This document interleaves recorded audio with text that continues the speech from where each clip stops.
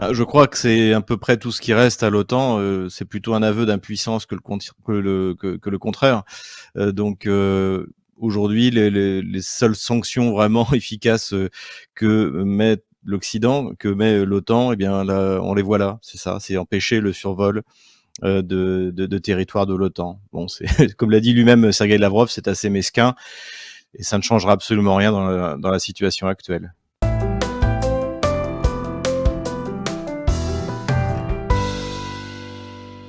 C'est le cas pour le survol pour aller en Serbie, mais je vous rappelle que tout l'espace aérien, de l'Union européenne et de l'OTAN est interdit aux avions russes. Donc ce qui fait que d'ailleurs la Russie a interdit son espace aérien à toutes les compagnies des pays, dits hostiles, hein, ce qui, complique largement leur vol, notamment, vers l'Asie. Donc voilà, on est également dans un affrontement de sanctions contre sanctions.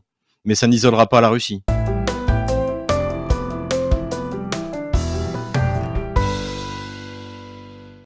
Je ne pense pas parce que je crois qu'on a atteint le point maximum en fait au niveau des tensions entre les Occidentaux et Moscou, et c'est plutôt, comme je l'ai dit au début, c'est plutôt un aveu de faiblesse en fait quand on en est réduit là, c'est-à-dire qu'on a déjà compris on a perdu la guerre entre guillemets, que ce soit la guerre sur le terrain en Ukraine, que ce soit la guerre économique.